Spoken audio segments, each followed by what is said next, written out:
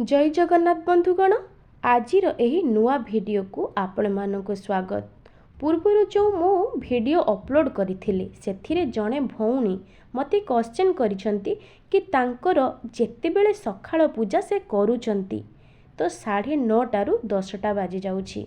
एते जो विलंब हेउछि तांकर बहुत सारा काम रहुछि सेथि पई विलंब हेउछि तो ता द्वारा किछि क्षति हेबनी तो हेई थाई पारे तांको मनरे किछि गोटे भय सृष्टि हेइछि जहा फलरे कि से ए क्वेश्चनटी करिसंती।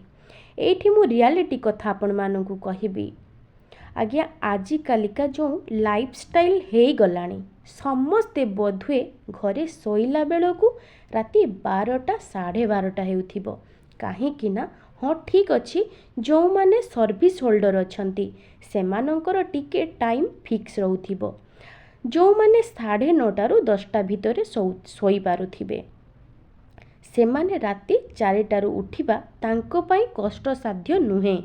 सेमाने उठी पारिबे इजिली उठी पारिबे।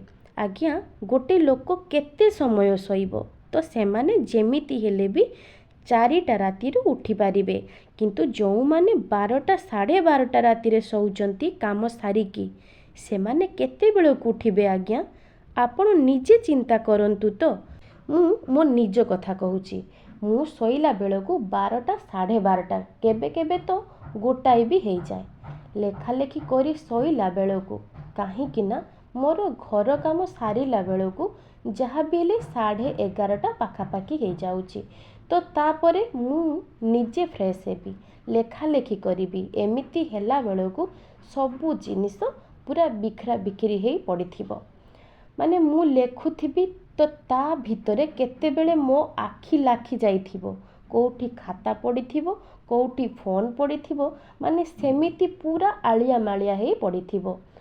पुओ बड़ पुओ जी मोर सी टिके लेट नाइट जाए पाठ पढ़ा पढ़ी करे से ही सबू थोआ थोई करी सोइबो लास्ट को तो सेमिति ही मते आखि लागी जाय थाए। मु तथापि भी मु बेसी समय सोई पारेनी 5टारू 5:30 भितरे मु उठी जाए काहेकि ना पिला माने मोर स्कूल जिबे तेणु करी मते काम सब सारिबार अछि तो 5टा 10-15 सुधा मु उठी जाए। पिलांकर गाड़ी लगी जाए 7:20 रे तो सेई हिसाब रे सेई भितरे मते सबु किछि काम करिवार अछि घर झाड़ू मारिबार अछि कपड़ा सफा करिवार अछि कपड़ा सुखेइबार अछि पिला मानकर टिफिन बनैबार अछि पिला माने खाइकी स्कूल जिबे एवं हस्बैंड भी ऑफिस जिबे तांको कथा भी बुझिबार अछि तो समस्तक कथा बुझिकी मते ठाकुर पूजा करिबा बेलकु 8टा कोउ दिन 8:30 हेई जाए समय ता पूर्वरु मु पूजा करि पारेनी माने मु कैमेरा मु कहूची आपण मानकु मु सत्य कथा कहूची मोर पूजा कला बेलकु 8टा नहेले 8:30 तो पूजा सरिला बेलकु सेई भली 9:30 10टा हेई जाए काहेकि ना सकाळ पूजा जेमिति हेले भी समस्तंकु समय लागुथिबो घंटे 1.5 घंटा पाखापुखी निहाती भाबरे एतिकी समय ही लागुथिबो तो लोके कहिबा आउ करिबा भितरे बहुत फरक अछि। गोटे जणे कहिदेले तो सांगे सांग कथा सरीगला किंतु ताकू जी करूची फैमिली को जी मेंटेन करूची फैमिली को जी नेई की चलुची सीए जानुथिबो गोटे फैमिली को नहीं चलिबाटा केते कष्ट सेमिति नुहे जे जेउ माने मठरे अछंती जे माने बाबाजी माताजी हेइचंती से माने केते दिन राति तांकर आउ कोन बा काम आउ किछि काम रहिलानी से माने तांकर सब बेले ठाकुरंक सेबारे रहिले किंतु आमे परा गृहस्थ प्रथमे आम परिवारर सदस्य अछंती पिला अछंती स्वामी अछंती सासु ससुर सेमानक कथा आमे प्रथमे बुझिबा तापरे जाइकी ठाकुर पूजा करि पारिबा। आमे चेष्टा करिबा केमिति जल्दी रु जल्दी काम सारिबा एवं ठाकुर पूजा ठीक समय रे करि पारिबा।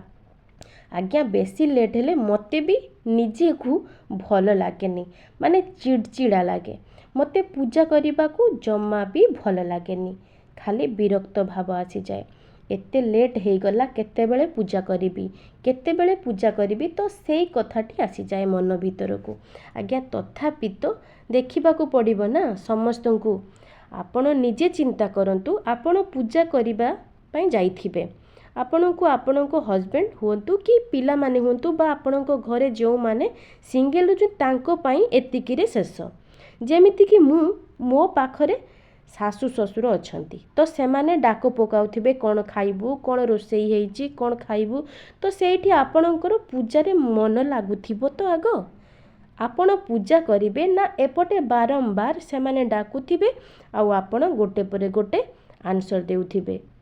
ନିଜେ କୁହନ୍ତୁ, ଏଇଟା ଗୋଟେ ପ୍ରାକ୍ଟିକାଲ କଥା ମୁଁ କହୁଛି। କେଉଁଟା କରିବେ ଆପଣ ଆଗ? ଭଲ ଲାଗିବ କି ଆପଣଙ୍କୁ?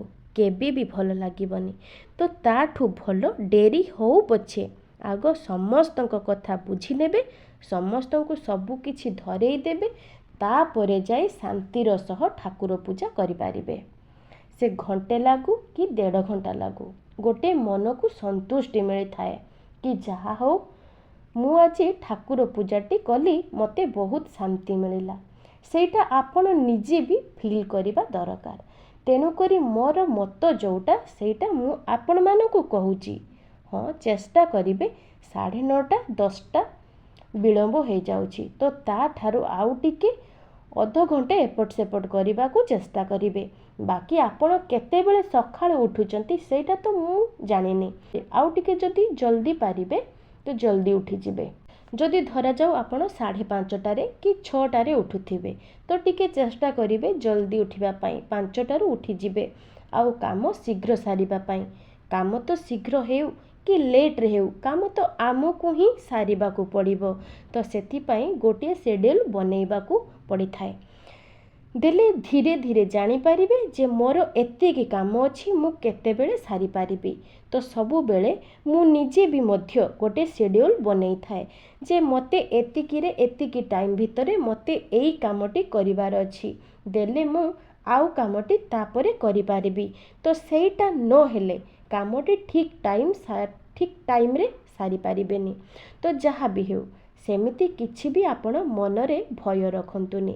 ଯଦି ବିଳମ୍ବ ହେଉଛି ସେମିତି କିଛି ଅସୁବିଧା ତ ହେବନି, ବରଂ ଏଇଟା ଆପଣଙ୍କୁ କହିବି, ବହୁତ ଲୋକ ଏମିତି ଅଛନ୍ତି କି ଯେଉଁମାନେ ସକାଳୁ ଉଠିକରି ଠାକୁର ଘରେ ପଶିଯାଆନ୍ତି ଆଉ ଏପଟେ ସ୍ୱାମୀ ତାଙ୍କର ଛତୁଆ ଗୋଳେଇ ପିଇକି ଅଫିସ୍ ଚାଲିଯାଆନ୍ତି।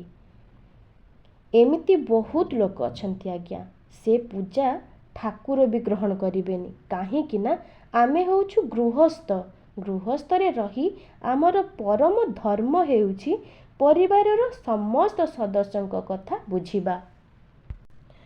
ତ ତେଣୁ ଗୃହସ୍ଥର ପରମ ଧର୍ମ ହେଉଛି ପରିବାରର ସମସ୍ତ ସଦସ୍ୟଙ୍କ କଥା ନିହାତି ରୂପେ ବୁଝିବେ, କାହିଁକି ନା ସେଇଟା ବି ହେଉଛି ତାଙ୍କ ପାଇଁ ଗୋଟିଏ ବଡ଼ ପୂଜା। ତେଣୁକରି ଏଇଟା ଗୋଟିଏ ଛୋଟିଆ କାମ ନୁହେଁ ଆଜ୍ଞା। ଉପରେ ଯିଏ ଅଛନ୍ତି ନା ଭଗବାନ, ଉପରେ ରହି ସବୁ ଦେଖୁଛନ୍ତି। ଆପଣ କର୍ମ କରୁଛନ୍ତି, କର୍ମ କରିବା ଦ୍ୱାରା ଆପଣଙ୍କର ପୂଜା ବିଳମ୍ବ ହେଉଛି। ଥୋଡ଼ି ନା ଆମେ ବସିକି ବୁଲି ଖଟି ଗପ କରିକି ପୂଜା ଲେଟ୍ରେ କରୁନେ ନା। ତ ତେଣୁ କରି ସକାଳୁ ଉଠି ଆମେ କର୍ମ କରୁଛେ, ପରିବାରର ସମସ୍ତଙ୍କ କଥା ବୁଝୁଛେ, ସେଇଟା ଭଗବାନ ଦେଖୁଛନ୍ତି। ତ ଯଦି ଆମେ ବସି କରି ଟାଇମ୍ଟାକୁ ଅପବ୍ୟବହାର କରିବା, ପୂଜା ଆମେ ଲେଟ୍ରେ କରିବା, ତାହେଲେ ହୁଏତ ସେଇଟା ଆମ ପାଇଁ ଭୁଲ ହେବ। କିନ୍ତୁ ଯଦି ଆମେ କର୍ମ କରୁଛେ, ଯଦି ଆମେ ପରିବାରର ସମସ୍ତ ସଦସ୍ୟଙ୍କ କଥା ବୁଝୁଛେ, ବୁଝିବାରେ ଆମର ପୂଜା ବିଳମ୍ବ ହେଉଛି। ଆଜ୍ଞା ଭଗବାନ ଉପରେ ଥାଇ ସବୁ ଦେଖୁଛନ୍ତି। ସେ କ'ଣ ଜାଣିନାହାନ୍ତି କି ଆମେ କାମ କରୁଛେ ବୋଲି? ଓଲଟା ସିଏ ନିଜେ ପ୍ରସନ୍ନ ହୋଇଯିବେ। ତେଣୁ କରି କିଛି ଭୟ କରିବାର ଆବଶ୍ୟକ ନାହିଁ।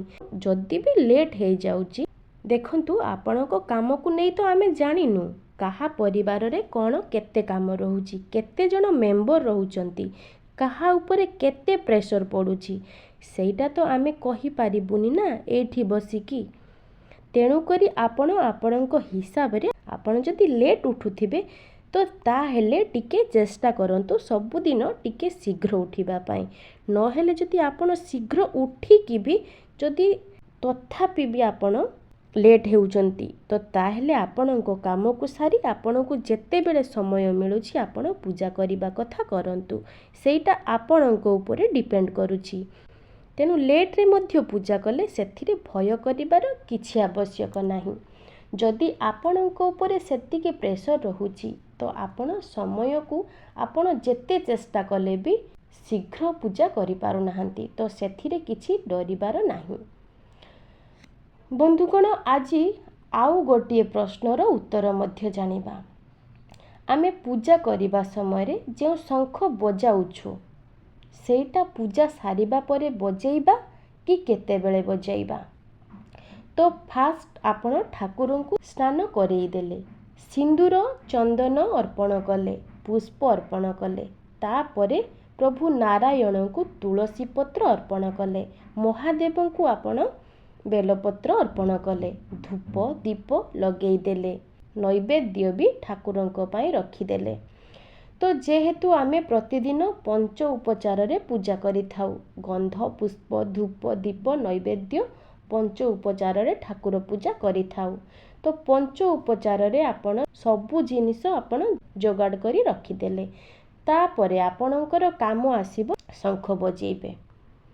ଶଙ୍ଖ ବଜେଇ ସାରିଲା ପରେ ଆପଣ ଠାକୁରଙ୍କ ପାଖରେ ନୈବେଦ୍ୟ ଅର୍ପଣ କରିବେ, ତାପରେ ଭୋଗରେ ପାଣି ଛଡ଼େଇବେ, ତାପରେ ଧୂପ ଦୀପ ଅର୍ପଣ କରିବେ, ତାପରେ ସଭା ଶେଷରେ ଆପଣ କର୍ପୂର ଆଳତି କରିବେ।